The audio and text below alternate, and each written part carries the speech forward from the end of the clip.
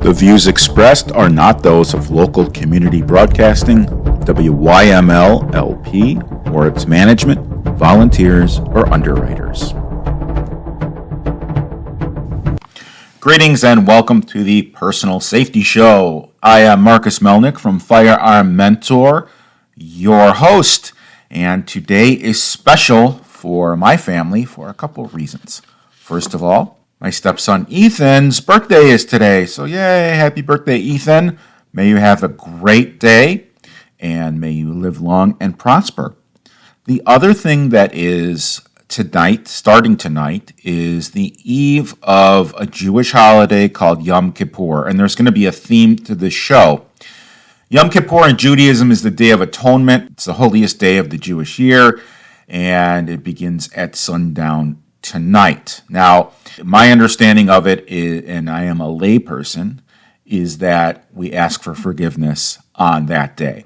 So while Catholics have confession, where they go in and they talk about their sins to the Father and they get absolved of their sins as they happen, Jewish people tend to save them up, and I'm being facetious when I say this. And on Yom Kippur, we ask all of our family and friends, will you please forgive me for any wrongs that I have committed during the year? We also talk to the person upstairs as well and pray that we are forgiven. So, if any listeners, I've wronged you in any way, shape, form, please forgive me. I forgive you. This is how we repent, and just wanted to give that out there. So the theme of today's show is actually going to be forgiveness. Forgiveness is a little bit of an elusive concept for me. It is difficult for me to forgive major egregious actions. That's just the way I'm made up. However, this next interview is changing my mind, and I'm starting to forgive in my head all of the people who have slighted me or wronged me egregiously. I don't mean you didn't return my sugar that I lent you or whatever that happens to be. So we have this awesome show lined up for you. It is with a Chicago celebrity. Before we get to it, I was in a networking group, and I'm going to have to do some research, and I'll share with you. But as of the first of the year, there is going to be the effective start of a new law. And this law says that if somebody is a convicted felon for things like fraud, elder abuse, anything dealing with money, they can no longer be the executor of a will. They actually can be the executor of a will, but the person writing the will acknowledge in the will that, yes, I understand the executor is a convicted felon, however, I'm still having them be the executor. That is as of the first of the year. So check your wills. If you need an attorney, let me know. I can always refer you to one. You can contact me at Firearm Mentor Card, CARD.com. And I thought that was a very interesting and a good development. We shouldn't have people who have a history of fraud managing someone else's money. I think that's one of the good laws that was passed. So we are about to get to it. Stay tuned. Oh, say, can you see by the dawn's early light what so proudly we hailed at the twilight's last gleaming, whose broad stripes and bright stars through the perilous fight o'er the ramparts we watched were so gallantly streaming, and the rockets red glare, the bombs bursting in air, gave proof through the night that our flag was still there. Oh, say does that star-spangled banner yet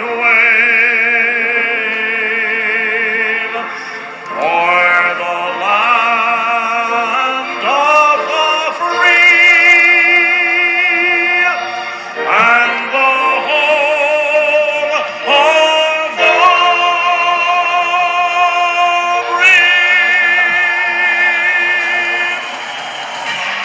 I have an absolute treat. I am honored to be talking today with Dr. Wayne Messmer, who is really a local celebrity. He's known as, quote, the guy who sings the anthem.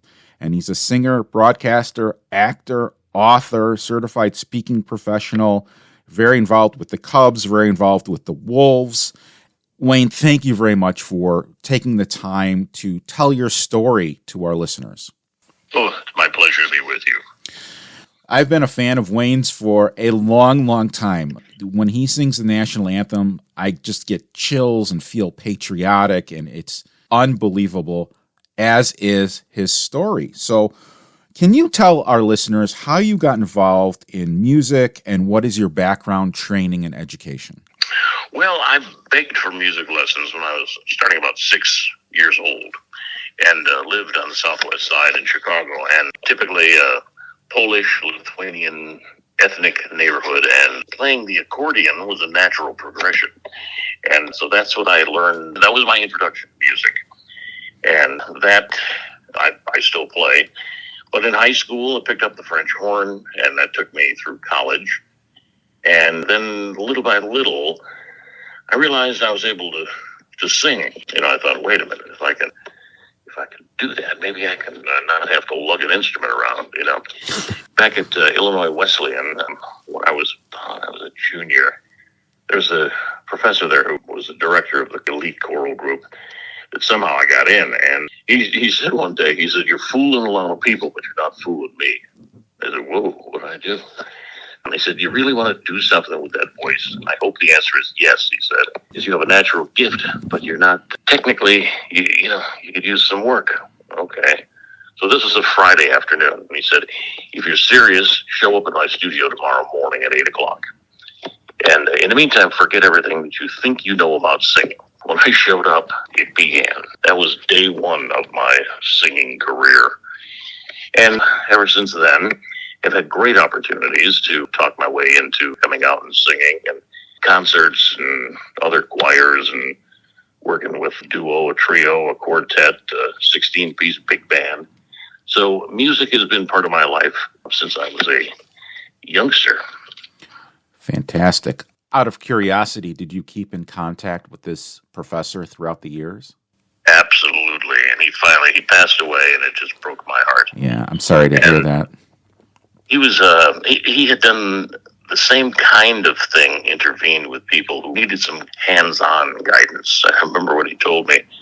He said, if you want to get to work, he was like 6'6", and he grabbed me like Spock when they grabbed that Vulcan death grip. Right. And it's like, whoa, that. And it's a tremendous respect for him. And years later, when I went back down to Bloomington and was singing for the opening of the new new gymnasium auditorium, it was pretty emotional because I went there, and just before I sang, I looked up in the stands, and there he is up on the top, and I just pointed to him and tapped my heart. That's very sweet. That's awesome. Yeah. So obviously you're extremely talented. You're very well known now. How did you get the national anthem singing gig, or whatever you want to call it, spot at Chicago teams?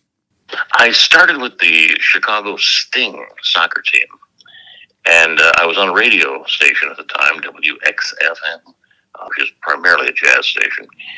And the Sting had their offices in the same building, and we were carrying the games. So it was the Christmas party, and I waited until, as I love to say, the punch bowl was a little depleted and everyone was in a happy mood. And then I showed up and I said, hey, who sings for your games? Well, you know, we get different people here and there. I said, hey, I'd like to give it a run. And it was God Bless America is what they would use. And that was at the Chicago Stadium, indoor soccer. Mm-hmm. And so I went out, and I didn't show all my cards, but I did it like it was World Series or championship. And they go, whoa, that was really something. Come back and do it again. It's okay. So I did it again. And then they said, oh, come on, do it again. And then I said, pay me and I will. They paid me weekly, very weekly, as the joke goes. But that exposure of, doing what you love and loving what you do, that led to Blackhawks calling me out of the blue. And I did them for 13 years every game. And that exposure led to the White Sox, which then I went out and did 3 years as the stadium announcer and anthem guy. And then opted for free agency after the 84 season and went up to the Cubs, where I've been yodeling for 39 years now. Oh, my gosh. Yeah. In your book, it said you also announced for the Cubs. Did you have any working relationship with Harry Carey? Oh, sure. Well, he was working a few booths down, and then I was doing the PA. But okay. I understand now. You were inside the park announcing. He was Yes. broadcasting. Correct. Now I have the difference. Okay. Yeah, but he was a beauty. He was Oh, exactly I loved him. that you would hope he would be. That's fantastic. And I'm thoroughly enjoying our talk. We're going to pivot to the incident that changed your life, the Sentinel event. So it happened in April 1994. I was a criminal justice student at Loyola University downtown. I vividly remember this. Can you, obviously from your own lens, tell our listeners what happened that day? Well, the strange thing is when I tell this story in real time, it shocks people. In the book, The Voice of Victory, I take people through every single step of that night and the recovery, et cetera, et cetera. But I walked back to my parked car on Taylor Street and I saw a young man walking toward me on the street. Didn't like the looks of it, so I got in my car, started the car, backed up, pulled out of the parking space, and never saw the 15-year-old who ran up on me. The 16-year-old is a guy I kept my eye on. And 15-year-old, when I pulled out, banged on the window twice right next to my ear. And as I hit the gas, he pulled the trigger, 9mm, point blank in the neck. And it's interesting, and I'm sure that I'm preaching to the choir here, but people who have been victims, and generally with gun violence or innocent victims, you're suddenly in a fraternity. Right. And quite often people come up to me, hey, I got shot too. It's like, okay, that's great. I hope you're okay. But I hit the gas when I got shot and drove a block and a half back to where I'd come from, got out of the car, walked up to the place called Hawkeye's, which is right by Rosebud, right there on Taylor Street, knocked on the door, went in, sat down, waited for the police, the ambulance to arrive, and thought what I do for a living may have just come to an abrupt end, but who I was not going to change. And I grabbed that strength because I've always lived my life with this three-legged stool of faith, family, and friends. And, you call upon all three at a moment like that. Off we went to Cook County Hospital. And many people say, oh, why did you go there? Because that's where they know how to do this. Right. When cops get shot, that's where they take them to county. And I woke up 2.5 days later with a few questions like, okay, this was a nightmare, yes, but it really happened. Right. What am I left with? Overnight 10-hour surgery, and I've got the tracheotomy, I've got the tubes everywhere. I'm thinking, man, this is not what I had in mind. Little by little, you take baby steps hoping that they're taking you in the right direction, and thank God they did. It's amazing what they did and the injury that you had. I'm going to ask you, I'm going to go off script a little bit and ask you about one of those three-legged or how did you call it? The stool legs? Three-legged stool. Three-legged stool. So the faith. Yeah. How did your faith change or strengthen as a result of this whole incident? What was the impact on your life? That's interesting. A lot of people ask that. I grew up Catholic, and I'm still Catholic, but we knew our Father, and we knew the Hail Mary, and we knew other prayers. We didn't know, like the other guys, the evangelicals, pray, and they just, kind of take off on this free-form praying. I thought, the prayer that I know is the Lord's Prayer. Mm-hmm. But ultimately, after a few days, I was transferred to Northwestern, which is like going from, Nicaragua to Monte Carlo. It was a little bit different, the VIP floor. But I needed to pray, and the words that came up, almost like a neon sign flashing in front of me from the Lord's Prayer, thy will be done. And I thought, okay, I need to try as hard as I can to get better, get well. But I was also thinking not just to get well, but to be better if I do get well. And my wife, Kathleen, who was just a rock during this thing, she looked at me in a dark, dark moment and said, we're going to try as hard as we can for complete recovery. And I thought, well, I'm glad you're optimistic, because from my point of view, it wasn't looking too hot. I had a doctor who came to my bedside early morning, starting his rounds about 6 a.m. And I look up and I see him there, and I knew him. And there's a tear coming down his cheek. And here it comes. Here it comes. He said, I have no medical explanation how you lived through this. I couldn't talk, but I'm thinking, well, who needs it? Call it a freak of nature. And none of the doctors ever told me that I would be able to sing again. I was told it would be a year and a half, possibly, before I would know what my speaking voice would sound like for the rest of my life. People look at you or me, whomever it is, and they don't see what's in your heart. I refused to give in. So how did you regain your singing voice? I mean, did you have a coach? Was it kind of like physical therapy, so to speak, but with your voice? I went, and I hesitate saying this, but I went to one speech therapist session. One. And a really nice girl. And a young woman. And I was still talking like that. Mm-hmm. And I said, really, with all respect, I know the instrument. I know mine. I know the mechanics. And my college professor, Dr. David Knott, taught me how voice works. And so years later, I went back to the basics, and it was very slow coming back. I tried to sing, and I couldn't hold a pitch. I couldn't make a sound. It was good. It wasn't pretty. It hurt. A friend of mine said, take a newspaper or a magazine, and every day, still had a cassette recorder, and hit record and read a paragraph or two, and then just leave it. Then wait a couple days or a week, whatever it is, do it again. Okay? Then do it again. Do it again. Then hit rewind and go back and hear how lousy it was and how much it's improved. Patience has never been my thing. Me too. I was pretty anxious. But then you also, at a point like that, have to come to the realization that it is very possible that we're done. We are done. And I had already done such wonderful opportunities back in '94. If I had to call it quits, I would have been dealt a good hand until the last one. I wanted to do more. So when I got better, then it's the challenge, really, to say, what do you do with this gift? If you're given a gift at high level and it is completely stolen, right? And you get it back, maybe 60-70%. Nah, I got it. I got it back, man. I was re-gifted. So for me, it's like this afternoon, I'll go out and sing I do a lot of entertaining at senior communities. Interesting. Okay.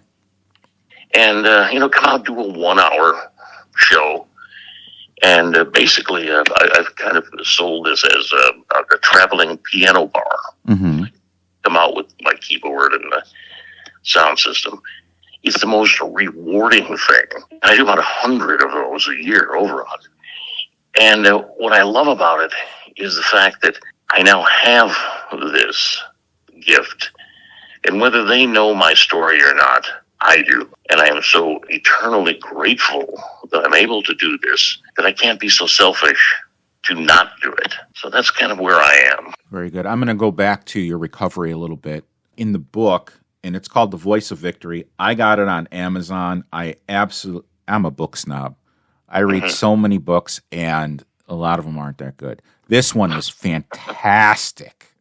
And part of it is because I followed it on the news and I was familiar with it and I had met you in the past. I was really, really enthralled, and I'm going to insist that my wife read it because she's always looking for a good book, and this is one of those good books. In any event, It's got a happy ending too.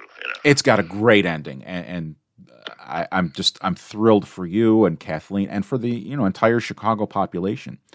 When you were recovering, Kathleen stepped in and sang.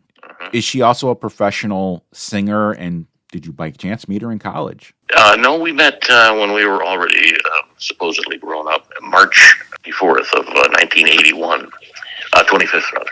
And we met doing cast opposite each other in a production of Kiss Me Kate, the musical. We both got the leads, and it was just putting on a pair of shoes that fits for the first time in your life. Right. You know? When you know, you know. Yeah, you know. And so we do a lot of entertaining together. We still do some concert stuff and Broadway review, all that kind of fun stuff. But she's a very talented singer and long-time teacher and tremendously dedicated to children. She's amazing. She retired early. But today she's out subbing. Okay. She can't stay away from the kids. And she, when she was in school as the teacher, every little girl wanted to be her, and every little boy had a crush on her.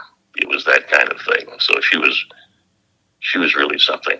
But she's a very talented singer. She sings with a group called the Melodiers Chorus, which is a 7-time international champions of Sweet Adeline's International, and they 100-voice a cappella chorus, a women's chorus. She's very active. That's phenomenal. How long was your so she stepped in while you were recovering. How long was your recovery before you actually not felt better, but sang for the first time? I came back 6 months and 5 days after the shooting. 6 months. That's absolutely unbelievably amazing. And what do you attribute that fast recovery to? Just desire. People were cheering for me. I had a lot of people on my side. Right. When I was at Northwestern, I was being taken down for a CAT scan, which is for a guy who's claustrophobic. That's disgusting. Right. Especially if you've got a tracheotomy tube. So it was bad. It was my darkest moment of my life, worse than the shooting. And I'm on my way down, and that was the last regular season game at Chicago Stadium for the Blackhawks. Mm-hmm. And I'm listening to it on the radio, and I had written something, and Pat Foley, the announcer, read the thing. It was pretty emotional. I'm listening to this, and my mom and dad were at the hospital, and I don't know, you grab for something to keep you from imploding. And as I'm being wheeled down, and I'm hating life, and I thought, okay, what can I hold on to that will keep me from losing my mind? And I thought 4 things. 1, I said, nobody's going to steal the opportunity for me to sing with my wife. I get better. When I get better, we'll resume that.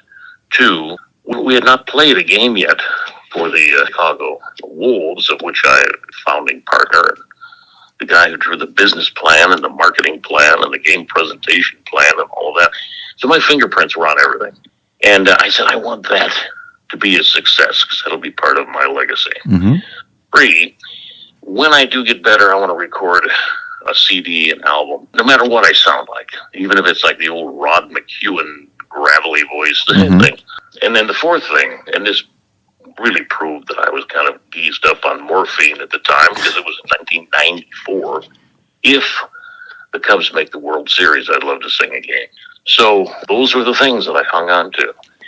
It turns out that I waited 22 years for all of those things to happen on the very same day, on October 30th of 2016.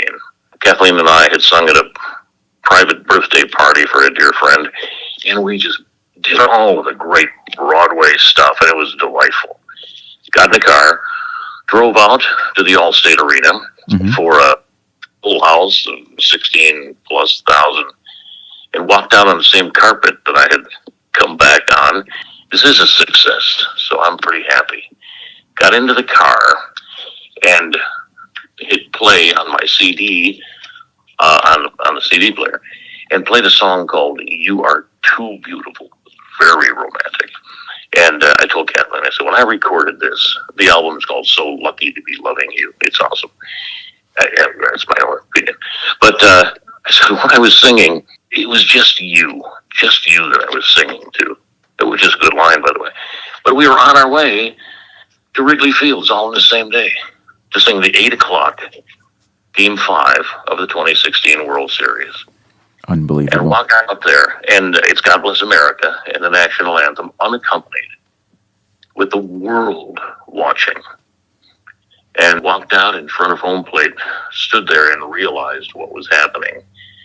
And after I finished, I kind of just came unglued, realizing that in my darkest moment, when I grabbed onto those things to pull me through, that someday I would realize all of them.